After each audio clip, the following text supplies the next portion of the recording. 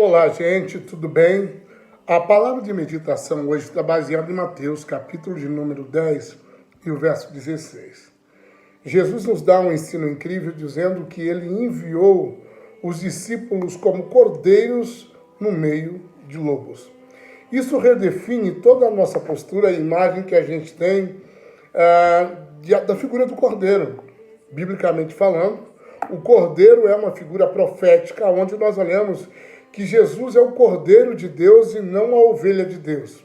Isso também nos mostra que raramente na Bíblia você vê uma ovelha subindo ao altar do sacrifício.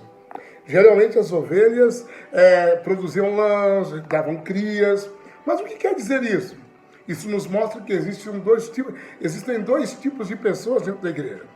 Existem pessoas que estão dentro de uma cultura de ovelha. Na cultura de ovelha, as pessoas buscam água fresca, capim verde, um bom aprisco, um pastor cuidadoso e uma vida de conforto. Na cultura de ovelha, você não busca um chamado, o propósito, não desperta o dom, não ativa a missão. Você tem apenas uma vida para ser servida, uma vida de consumo, e não uma vida de produtividade, não uma vida de proposta. Por isso, uma pessoa que diz que foi enviada por Deus, o que quer dizer? É pessoa que tem algo a dar, algo a levar. Deus enviou você para este mundo. Deus enviou você para a geração que você pertence. Deus enviou você à cidade que você faz parte. Deus enviou você à empresa que hoje você trabalha. Deus enviou você à universidade que você está estudando. E qual é o sentido disso? É entender que você precisa ser um cordeiro e não uma ovelha. Óbvio que todos nós nascemos como ovelha, mas precisamos nos posturar como cordeiros de Deus. O cordeiro é aquele que vai para o altar do sacrifício. Então isso aponta também para uma vida sacerdotal, para uma vida sacrificial. Como cordeiros, nós entregamos a nossa vida como um sacrifício vivo. E o objetivo do sacrifício era atrair a presença de Deus. Isso quer dizer que aquelas pessoas que têm cultura de cordeiros são pessoas que vivem para revelar Deus no mundo. São pessoas que vivem para atrair o sobrenatural. São pessoas que vivem para atrair o reino de Deus para os homens. Como cordeiros enviados, nós somos mais poderosos do que lobos vorazes. O que quer dizer então? A Bíblia diz em Gênesis 1 que Deus abençoou o homem com o poder de sujeitar a terra. Isso quer dizer que quando Jesus está enviando você como um cordeiro enviado, ele está te dando autoridade para domesticar tudo aquilo que é selvagem neste mundo. Nós estamos debaixo de um envio do ministério de Jesus, da unção de Jesus, e essa unção nos dá a capacidade de domesticar um mundo selvagem. Sim, é este mundo selvagem que vivemos. É uma sociedade descontrolada, são valores deturpados, são princípios destruídos. E qual é a nossa missão como cordeiros enviados?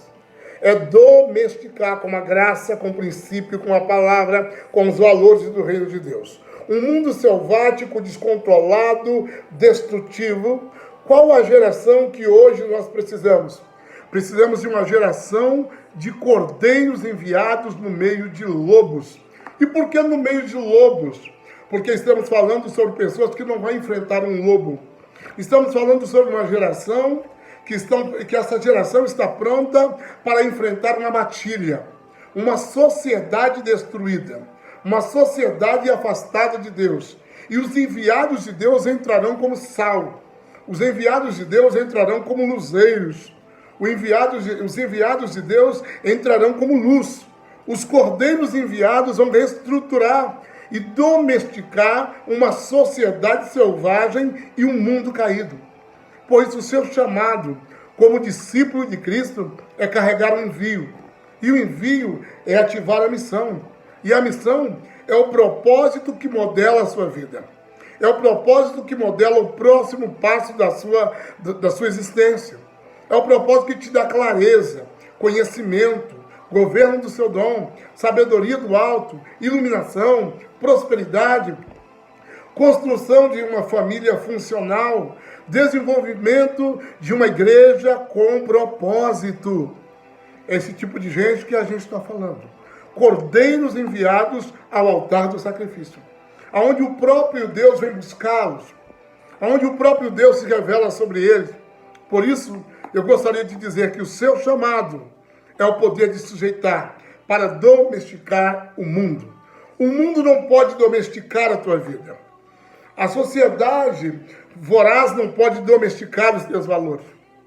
Como cordeiro enviados debaixo do espírito do leão da tribo de Judá, nós estamos chamados para domesticar e transformar este mundo com a graça de Deus.